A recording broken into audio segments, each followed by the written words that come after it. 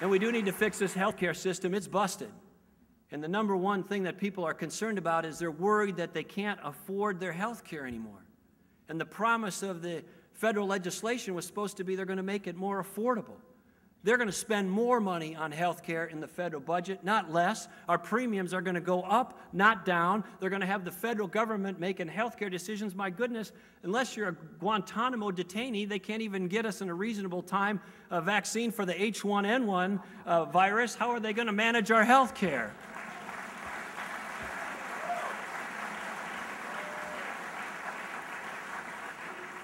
In Minnesota, we've had some good progress in this regard with more to do, but our state employees, for example, came to us and we came to them and said, look, we've got to try a different way. So on our Minnesota Advantage plan, we put consumers in charge. We said to the state employees, you can go to any provider that you like. It's your choice. It's your choice. But if you go somewhere that's high in quality and efficient in the way they provide it, you're going to pay less. And if you go somewhere that is low in quality and really inefficient and expensive, you're going to pay more. Guess where they go? 90% of the state employees have migrated to higher quality, more efficient health care. Their health care is as good or better than it's ever been. Their satisfaction is high. And for the last 5 years, the premiums in the Minnesota insurance plan have been almost zero. In fact, zero 3 out of 5 years, and way below market the other 2. Those are the kind of principles we need to bring to health care reform. Empower individuals, empower families and their doctors, not the government, as we reform health care. And as I said earlier, and those are just a few examples, but as I said earlier, our country faces great, great challenges. We're very fortunate to live in the United States of America. This is the freest and most prosperous nation in the history of the world. There have been people all over the globe, I think, who would love to have a chance to live in this great country, but we're blessed to live here, and we're particularly blessed to live in the heartland of America. And sometimes people call us, flyover area or whatever. Now, I think a couple of our pilots for Northwest Airlines took this a little too seriously on Flight 188. I mean, they flew 150 miles right over. But they also call us the heartland for a reason. This is the place where there's some core values that are taken very sincerely and very deeply. Values of worship and values of faith and values of family and values of hard work and patriotism and appreciation and understanding for the importance of freedom, appreciation for the importance of individual responsibility, and an understanding that government should crowd out what should be done by individuals in the private market. And I also think, before I close, we should remember one other thing, and that is the importance of thanking and acknowledging God.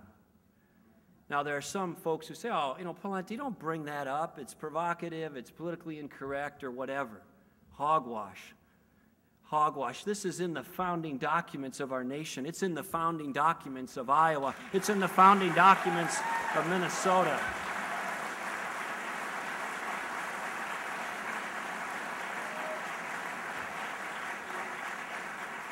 There are many eloquent examples of this, but let me give you just one.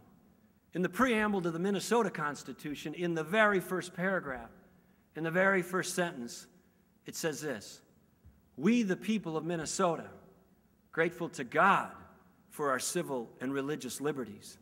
And then it goes on from there to talk about the importance of perpetuating those blessings to others. And so, if it's good enough for the founders of this nation, and it's good enough for the founders of our state, it should be good enough for us to thank and acknowledge God in these types of settings.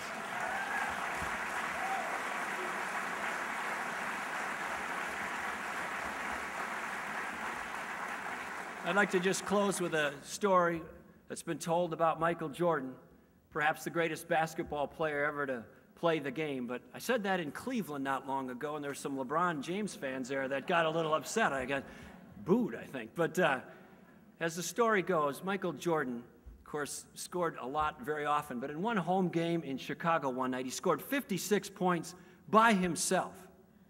And the coach recognized this as a spectacular performance. He wanted to give Michael Jordan a chance to have an ovation as he got off the court. So with a minute or so left in the game, they let Michael Jordan walk off the court. And into the game goes a rookie who had never played in the NBA before. And with just seconds left, this rookie gets the ball. And he's about to shoot, but he gets fouled. So he doesn't make the basket, but he gets to go to the free throw line, and he makes one, and he misses one, so he gets 1 point. The buzzer goes off.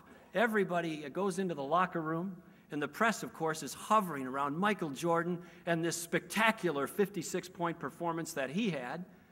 But one enterprising reporter drifts off over to the rookie, and they say, you know, what should we take from this? What did this mean to you? It's your first NBA experience. And the rookie said, you know, I think tonight should be forever remembered as the night that Michael Jordan and I together scored 57 points.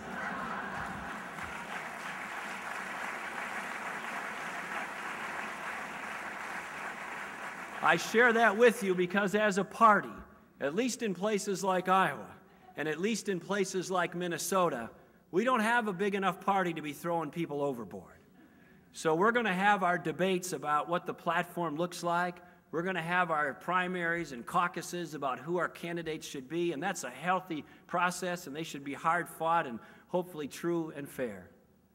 But when those decisions are made, as a team, we've got to huddle around and support each other and move this cause forward. And as Brett Favre said before the game at Lambeau Field about a week ago, and he went back to Lambeau, he got into the huddle with 75,000 people booed him and all the pre-hype about going back to Green Bay. He said to his team, does any more need to be said right before the game?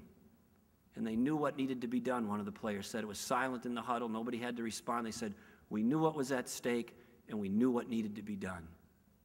You know what's at stake. You know what needs to be done. So let's go out there, have the debates about our candidates and platform, but then let's win these elections and start the American comeback, build upon what happened in New Jersey, build upon what happened in Virginia, bring it to Iowa, bring it to Wisconsin, bring it to Michigan, Ohio, and all over this great country. Thank you so much for being here tonight, for being involved. Let's go win these elections next year. Thank you very much.